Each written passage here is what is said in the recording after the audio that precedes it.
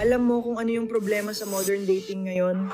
Halos lahat naghahanap ng taong magmamahal sa kanila, pero kakaunti lang yung handang magmahal ng totoo. At doon pa lang, nagsisimula na agad yung pagkasira ng maraming relasyon. Ang pinakaunang bagay bago ka pumasok sa isang relasyon, kailangan mong maintindihan muna ano ba talaga ang ibig sabihin ng pagmamahal. Kasi kung ang tingin mo sa pagmamahal ay anong makukuha ko, paano niya ako mapapasaya, paano niya ako pagsisilbihan, dun palang mali na agad, dun palang sablay na agad yung foundation mo. Kasi ang totoong pagmamahal, hindi tungkol sa pagkuha, tungkol to sa pagbibigay. Hindi tungkol sa pagsiserve sa'yo, kundi sa willingness mong mag-serve sa ibang tao. 1:15-13, 1 Corinto 13:4 hanggang 7. Ang pagmamahal, sacrifice. At ang pinaka-perpektong halimbawa ng pagmamahal, ang mahal na Panginoong Jesus. Hindi siya nagmahal dahil may kapalit. Hindi siya naghintay na suklian muna siya bago siya magsakripisyo. Ibinigay niya ang sarili niya mo ng buo. Kahit masakit, kahit mahirap, kahit alam niyang siya ang masasaktan, ganun kalalim ang totoong pagmamahal. Roma 5:8, Juan 3:16. Kaya ito yung masasabi ko, hanggat hindi mo kayang magmahal ng sacrificial, hanggat hindi mo kayang magbigay ng hindi nagbibilang, hanggat naghihintay ka palagi ng kapalit, huwag ka munang pumasok sa relasyon.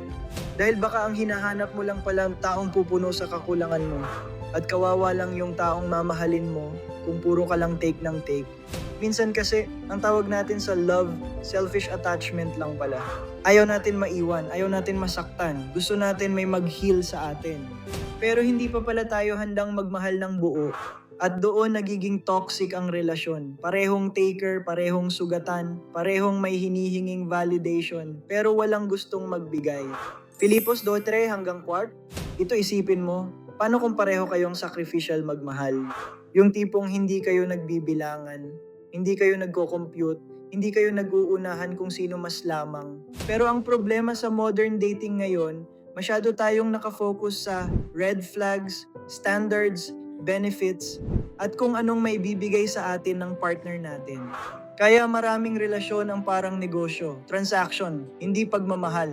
At ito pa, kung sugatan ka pa, kung sobrang selfish mo pa dahil sa trauma, kung hindi ka pa healed, huwag ka munang magmadaling pumasok sa relasyon. Mag-heal ka muna sa presensya ng Diyos, matutunan mo munang ibigay sa sarili mo yung mga hinahanap mo sa ibang tao. Para hindi ka naghahanap ng tao na magiging tagapagligtas mo emotionally. Awit 147:3, Mateo 11:28. Kasi ang totoo, kapag hindi ka healed, madadala mo yung sugat mo sa relasyon. At minsan, yung partner mo ang nagiging tagasalo ng trauma na hindi naman niya ginawa. Kaya bago relasyon, healing muna, presence ni God muna, pagkilala muna sa sarili mo. At kapag natutunan mo ng magmahal ng tama, doon ka pumasok sa relasyon. Hindi dahil lonely ka, hindi dahil bored ka, hindi dahil gusto mo ng validation, kundi dahil handa ka ng magmahal. Ang isa pa sa pinakamalaking problema ngayon, nag-hold back tayong magmahal ng buo. Takot tayong maging vulnerable, takot tayong maging totoo.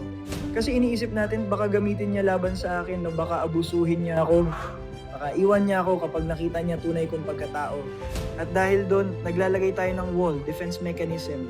Pero paano mabubuo yung totoong intimacy kung pareho kayong nakatago? Paano nyo ma-address yung trauma, yung pain, yung ugat ng ugali nyo kung hindi kayo magiging open sa isa't isa?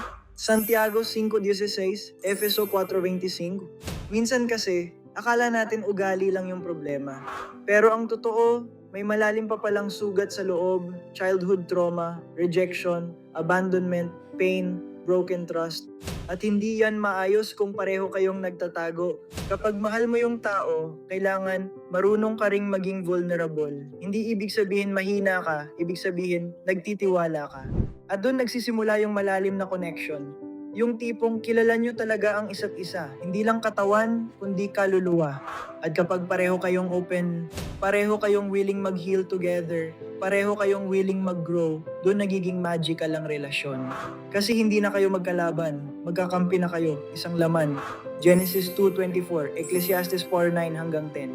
Kaya wag mong tratuhin na kalaban ng partner mo. Kapag nahihirapan siya, ikaw din yon. Kapag nasasaktan siya, parte mo rin yon.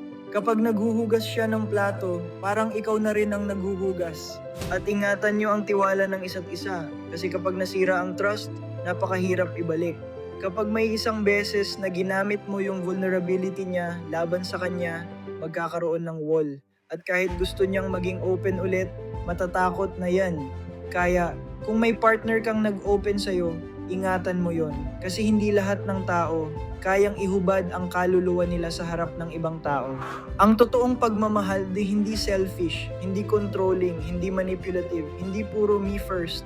Ang totoong pagmamahal, selfless, katulad ng pagmamahal ni Jesus. At kapag pareho kayong ganun magmahal, hindi nyo na kailangang bantayan lagi sarili nyo. Kasi pareho nyong aalagaan ang isa't isa. Kaya kung may isa kang dapat tandaan pagkatapos mong mapanood to, ito yon, huwag kang pumasok sa relasyon para lang may kumuha ng sakit mo. Pumasok ka sa relasyon kapag handa ka ng magmahal, handa ka ng magbigay, at handa ka ng magsakripisyo. Dahil ang totoong pagmamahal, hindi lang feelings, commitment siya, service siya, sacrifice siya. At higit sa lahat, refleksyon siya ng pagmamahal ni Jesus sa atin. 1 Juan 4:19, Efesos 5:25. Panginoong Jesus, turuan mo kaming magmahal ng tama. Tanggalin mo yung selfishness, yung pride, at yung takot sa puso namin. Pagalingin mo yung mga sugat namin para hindi kami makapanakit ng ibang tao dahil sa sarili naming pain. Turuan mo kaming magmahal katulad ng pagmamahal mo, selfless, pure, at sacrificial. At kung hindi pa kami handa, ihanda mo muna yung puso namin bago kami pumasok sa relasyon. Salamat Panginoon, sa pangalan ni Jesus, Amen.